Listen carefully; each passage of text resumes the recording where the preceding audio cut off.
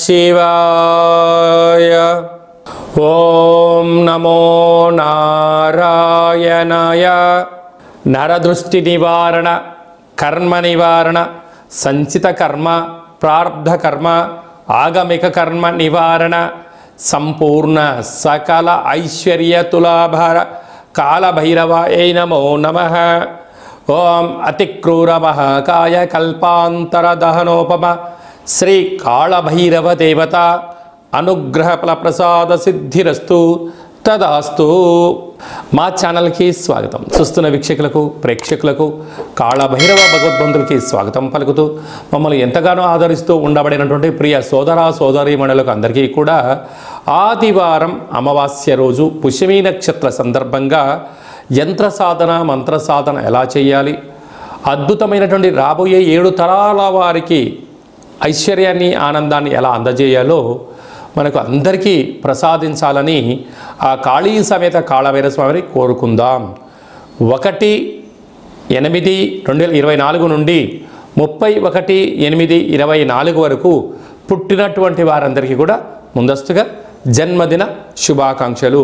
గతంలో వివాహం చేసుకున్న వారికి వివాహ వార్షికోత్సవ శుభాకాంక్షలు.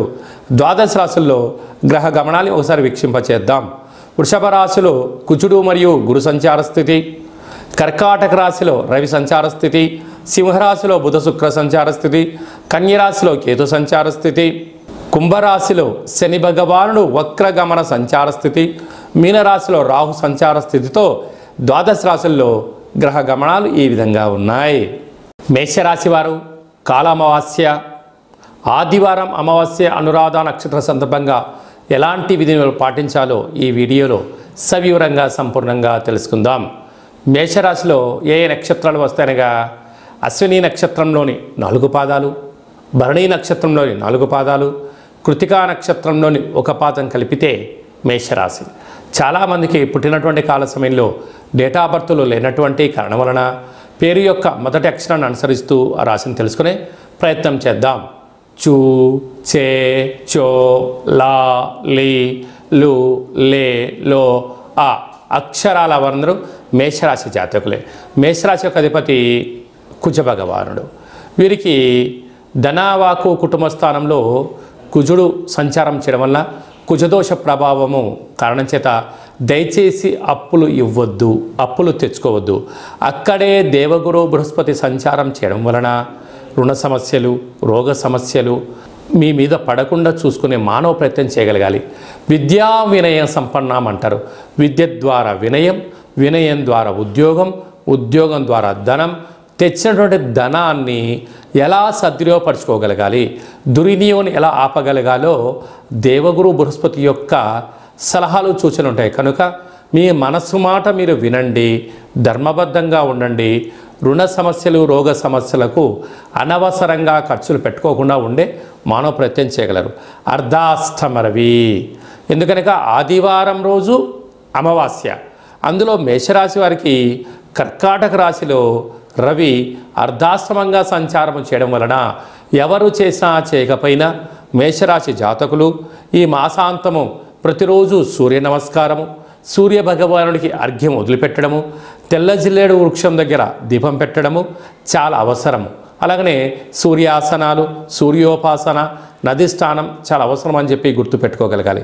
కనుక ఇలాంటి కాల సమయంలో తెల్ల జిల్లేడు యొక్క వృక్షం దగ్గర దీపాన్ని పెట్టడం, ఆ యొక్క వేర్లు తీసుకొచ్చి ఇంట్లో పెట్టుకోవడం వలన మేషరాశి వారికి అర్ధాష్టమ రవి దోషము, కుజదోషం తొలగిపోతుందని చెప్పి గమనించాలి.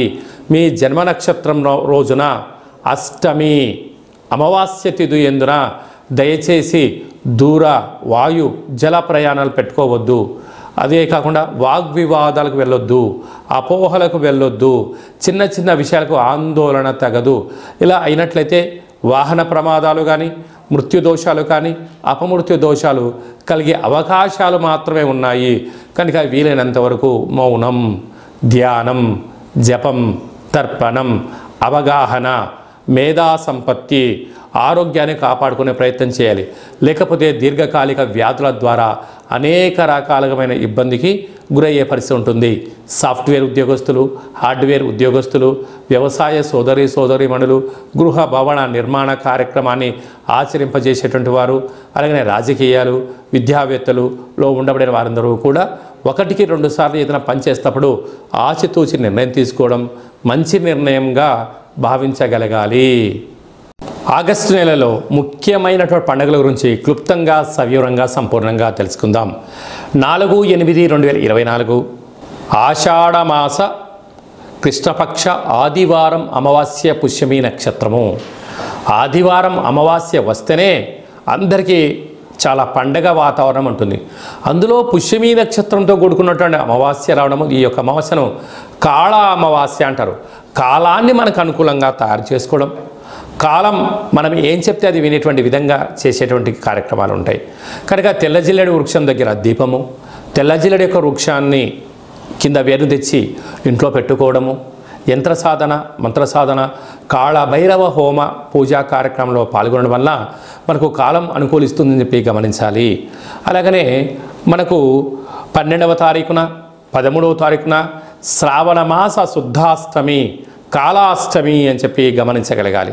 అలాగనే మనకు 26వ తారీఖున శ్రావణ మాస కృష్ణపక్ష అష్టమి, కృష్ణాష్టమి అని చెప్పుకుంటాం. మనం గోకులాష్టమి అని చెప్పుకుంటాం, అలాగే కాళాష్టమి అని చెప్పుకుంటాం. అంటే కాలమంతను కూడా అష్టమి తిథిలోనే ఉంటుందని చెప్పి గమనించాలి. కనుక మనం ఈ అమావాస్య రోజున, అష్టమి రోజున ఇంట్లో శుద్ధి పెట్టుకొని కాళభైరవ స్వామికి స్మరణ, ధ్యానము, హోమము, కాకి పక్షులకు ఆహారాన్ని, సునక మహారాజులకు కనుక కుక్కలకు ఆహారాన్ని ఏర్పాటు చేయడం వల్ల గతించిన పెద్దవారి యొక్క ఆశీస్సులు, మనం ఏదైతే పనులు చేయాలనుకుంటున్నామో ఆటంకాలు తొలగిపోయి అద్భుతమైన ఐశ్వర్యమైన ఆనంద జీవితానికి స్వాగతం పలుకుతుందని చెప్పి గమనించగలగాలి. అలాగనే ఇంకనూ మనం విజయం సాధించగలగాలి అన్నట్లయితే ఈ యొక్క పాత్ర కంచు పాత్ర, 12 రాసులను ఇందులో అచ్చు వేయడం జరిగింది. కానీ ఈ పాత్రను ఎలా ఉపయోగించాలో తెలియజేస్తాను. ఇలా ఒకసారి శబ్దం చేసినట్లయితే ఓంకార శబ్దం రావడం జరుగుతుంటుంది.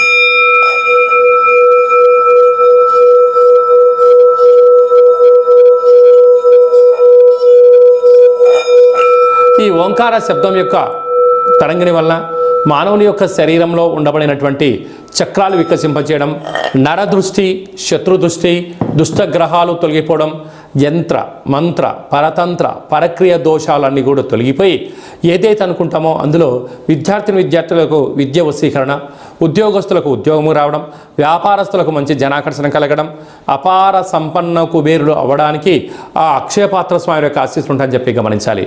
ఆ అక్షయపాత్ర, కాళభైరవ స్వామి వారి యొక్క పిరమిడు, డాలరు, కంకణము, హోమము మీకోసం ప్రత్యేకంగా చేయించి మీకు వాట్సాప్ కాల్ ద్వారా చూపించి మీకు ఆ యొక్క అక్షయపాత్రను అందజేయడం జరుగుతుంటుంది. అలాగనే మన యొక్క దేవాలయంలో 4 మంగళవారాలు, 4 శనివారాలు, శుద్ధాష్టమి, పూర్ణిమ, బహుళాష్టమి సందర్భంగా కాళభైరవ హోమం జరుగుతూ ఉంటుంది. ఈ పూజలో ప్రత్యేకత ఏమిటయ్యనగా స్వామివారికి అభిషేకము, కూష్మాండ దీపము అంటే గుమ్మడికాయలో దీపాన్ని పెట్టడము, సౌభాగ్య ముడుపు, వారి యొక్క వ్యక్తిగత సమస్యలకు సంబంధించినటువంటి తులాభారాలతో చేయించి స్వామి యొక్క ఆశీస్సులు మీకు ఏర్పాటు చేయడం జరుగుతుంటుంది. కనుక ఆసక్తి గలవారు ఈ కిందను సంప్రదించి మీ పేరుపైన ఒక ముడుపును అంటే సౌభాగ్య ముడుపును, దీపాన్ని, అభిషేక కార్యక్రమాన్ని చేయించుకోవాలి అనుకుంటున్న వారందరూ కూడా ఈ కింది నెంబర్ సంప్రదించినట్లయితే మీకు వాట్సాప్ కాల్ ద్వారా చేయించి చూపించి మీరు విజయం సాధించేంత వరకు మా వైపు నుంచి మీకు అన్ని విధాల ఆధ్యాత్మిక సలహాలు సూచనలు ఉంటాయని చెప్పి గమనించాలి.